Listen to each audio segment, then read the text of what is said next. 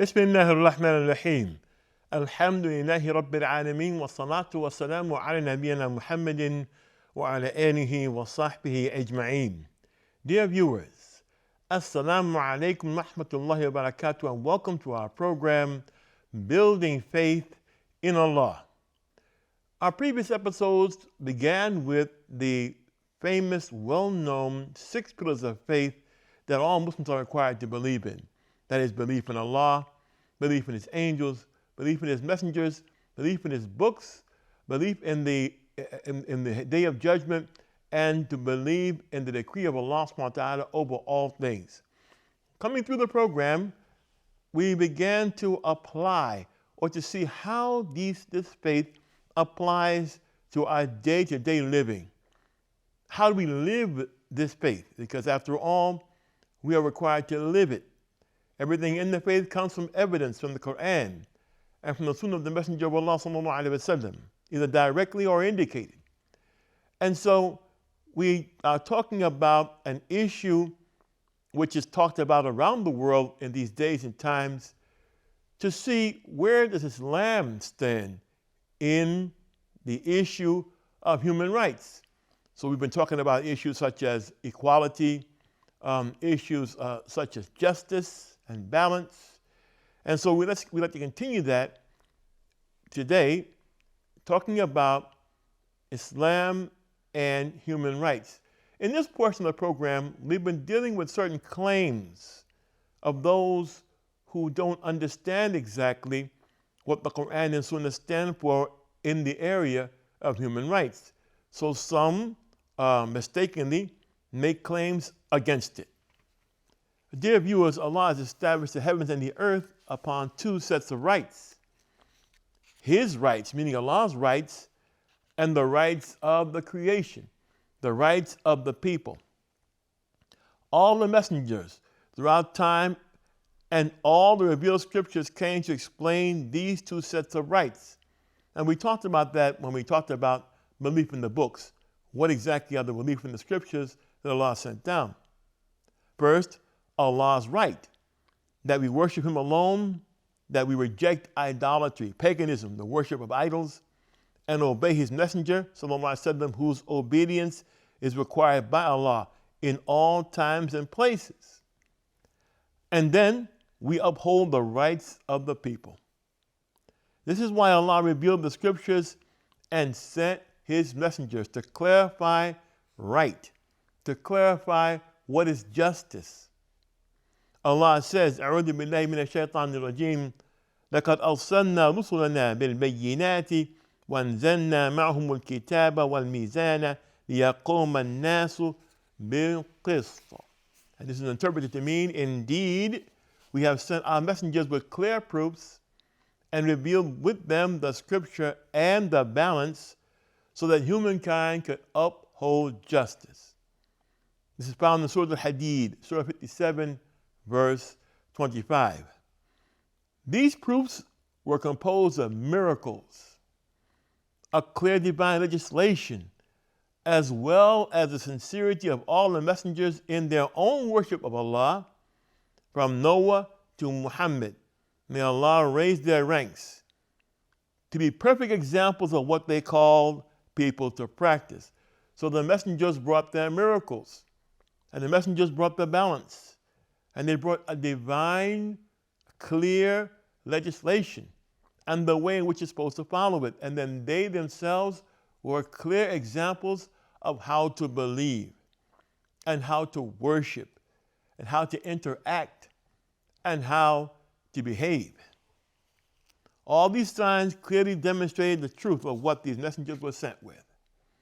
Allah also says, وَلَقَدْ بَعَثْنَا فِي كُلِّ أُمَّةٍ رَسُولًا أَنِ اعْبُدُوا اللَّهَ وَاجْتَنِبُوا الطَّاغُوتَ. And verily, we have sent to every ummah, every community, and every nation, a messenger with a proclamation: worship Allah alone and avoid or keep away from taghut. Obey Allah, worship Allah, and stay away from false deities. This is the centerpiece of the whole history of the religion that was sent by Allah subhanahu wa ta'ala, known as Islam. This is found in Surah Al-Nahl, Surah number 16, verse 36. Every scripture that Allah revealed was for the purpose of guiding and directing His creation for their benefit in this world and in the hereafter. And this is always the case. When Allah sent the scripture, the messenger and the scripture, He sent them for the guidance and direction of this world to the hereafter. The connection between this world and the hereafter. The connection between this world and heaven. The fact that the Quran says that Allah sent all the messengers to establish justice is a proof that it was a common principle of a divine legislation. Divine legislation came with the command to do justice. Even though the messengers appeared at different times and applied different divinely revealed rules and faced different circumstances with the people they came to. Islam is a religion of submission, not just admission. Submission, rather than just admission. I admit that there's God. I admit that He's the master of the heavens and the earth. And then some say, I admit it, but I won't submit to it. This is a mistake. Islam is a religion of submission and has established rules where people respect each other and live together as brothers and sisters throughout their lives and without their lives being threatened. That we live together without the threat against our lives. One scholar once said that if you don't have peace and security, you can't eat and you can't sleep. That peace and security in society is more important than food and sleep. Because one who's at peace can eat calmly and digest his food. One who has security can sleep calmly. But if we don't have peace and security in society, it's hard to eat and it'll be hard to sleep. Islamic law, known as Sharia, has guaranteed all rights, financial and civil, just as it has guaranteed freedoms, but within the limits that serve the considerations of human welfare and that seeks to uphold justice. So there are freedoms, but freedom is not unrestricted. Absolute freedom in all things is not something that a person can find. That's an idea, not a reality. Islamic law, it should be kept in mind that Islamic law did not come to serve worldly interests only. Rather, it came to serve the interests of this world and the hereafter. So it secures the good of this life and the life after death. Allahumma atina fi dunya hasanatan wal akhirati hasana wa qina adhaban nar. Rabbana atina fi dunya hasanatan wa fil akhirati hasana wa qina adhaban nar. Dear viewers, in a previous episode, we discussed the fact that the term human rights is not found in Islamic law by that terminology, nor is it found in the Quran or the Sunnah of the Messenger of Allah sallallahu alaihi wasallam. However, its meaning is present in the Quran and the Sunnah of the Messenger sallallahu alaihi wasallam and can be seen by reviewing the rights addressed under Islamic law. So if someone reviews the rights, what people have the right to do, then they'll find that these are the rights that humans have. These are the rights that make life easier for them. These are the rights that protect human interests in this world and in the hereafter. When the topic of human rights is discussed, a Muslim's heart should feel tranquility in the belief that a human right is best applied when it comes from Allah, the one who knows His creatures and knows what's best for them. Allah says, أَلَا يَعْلَمُ مَنْ خَلَقَ وَهُوَ اللَّطِيفُ الْخَبِيرُ. Interpreted to mean, should he not know who has created, or has the one who is created, should he not know? And he is the most kind and courteous to his slaves. He's all aware of everything. Found in Surah Al-Mulk, Surah 67, verse 14. Should he not know who has created? Meaning, is it possible that the one who created the creature to perfection in the first place not know what he created? Furthermore, He is the most gentle and kind to his creatures, meaning that he is completely aware of his creatures. He knows what's in their conscience. He knows their secrets and every future affair of their existence. And this is important when you study about the religion, that you must study about the oneness of Allah first. The person, Muslims, particularly new ones, and those who have been Muslim, you must study about Allah first, so that a person will have no doubt about who Allah subhanahu wa ta'ala is. They won't doubt his power. They won't doubt his ownership. They won't doubt his beautiful names if we study. He knows their secrets and every future affair of their existence. Also, Allah is the one who guides his creatures, especially those who believe in him, to everything that is noble and protects them from harm, at times without them even knowing he's protecting them from harm. However, dear viewers, there are some who hold the position that the Islamic legislation is not valid in our day and time because it was revealed by Allah more than 1,443 years ago, Hijri. Furthermore, they say that the Sharia contradicts human rights because in their view it is stagnant and absolute and therefore cannot be adjusted, amended, or replaced in order to meet the ever-developing needs of the people. So it seems to be saying that the creature is going to outgrow the Creator's ability to satisfy him, or the creature is going to outgrow the Creator's ability to give him what he needs, or the creature is going to outgrow his need for the Creator at any rate and leave his legislation and make up his own. Individuals and groups who hold this opinion have overlooked the fact that Islam is a religion meant for this worldly life, again, and the hereafter. It regulates relationships between the individual and his or her Lord, as well as a relationship with other human beings, the relationship with the community, and the individual's entire nation. The provisions laid down by Islam are divided into two types of legislation, two types of provision that the law provides for.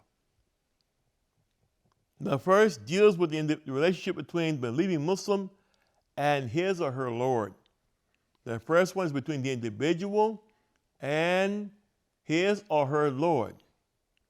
This category includes the faith in Allah, the belief in Allah, the acts of worship that are dedicated to Allah, and the inheritance that's gotten from those who pass and leave it to their family members. These rules of faith are unchangeable and consistent regardless of place and time. The rules that govern these areas have been commanded in detail, and there is no room and no need for reasoning and interpretation or change in these rules.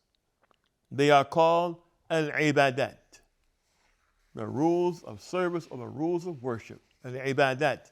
They do not change. What we believe about Allah subhanahu wa ta'ala stays the same. How we worship him stays the same. How we are supposed to behave stays the same. And our interactions one to another as human beings, that stays the same. Truth is telling truth, and telling lies is telling lies. The second type of Sharia provision, the second type of rules coming from the Sharia, deal with transactions among people. As we live forward, as we become quote unquote modern, as we use technology, these rules deal with that. This type is changeable and varied according to the relevant circumstances of each time and place. These provisions have been laid down in general and broad terms. These provisions are left to the learned scholars in each generation to establish the details according to their needs at a particular span of life. For instance, the Sharia has established a principle of consultation, ashura, in conducting the public affairs of the state.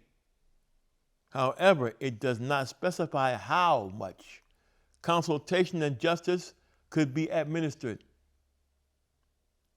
The Islamic legislation, meaning the Sharia, has deliberately left this issue to be determined in accordance with the variable interests of each age. Allah says, وَالَّذِينَ اسْتَجَابُوا لِرَبِّهِمْ وَأَقَامُوا الصَّلَاةَ وَأَمْرُهُمْ شُورَى بَيْنَهُمْ وَمِمَّا رَزَقْنَاهُمْ يُنْفِقُونَ. Translated to mean, and those who answer the call of their Lord, meaning believe that He is the only one, Allah, and to worship none but Him alone, and perform as-salah, iqamat as-salah, and who conduct their affairs by mutual consultation. So even the verse, even in translation, shows two types of provisions. One provision is the worship of Allah, it's not changeable, and then they conduct their affairs through mutual consultation, and who spend of what we have bestowed on them. And this is found in Surah Shura, Surah 42, verse 38. The great scholar of Tafsir, Abu Fida Ismail ibn Umar ibn Kathir, better known as Ibn Kathir, may Allah have mercy upon him, said about the meaning of this verse, وَالَّذِينَ اسْتَجَابُوا لِرَبِّهِمْ أَيْ اتَّبِعُوا رُسُلَهُ وَأَطَاعُوا أَمْرَهُ وَاجْتَنَابُوا زَجْرَهُ وَأَقَامُوا الصَّلَاةَ وَهِيَ أَعْظَمُ الْعِبَادَاتِ لِلَّهِ عَزَّ وَجَلَّ. Translated to mean, and those who answer the call of their Lord, meaning to believe that He is the only one, Allah, and to worship none but Him alone, and perform as-salah. This means those who follow the examples of Allah's Messenger sallallahu alaihi wasallam and obey His commands and avoid what He prohibits. More about this issue in human rights in our next episodes, dear viewers. I'm Talib Abdullah for the Sharjah Broadcasting Authority. Thank you for the privilege of your time. Assalamu alaikum rahmatullahi wa barakatuh.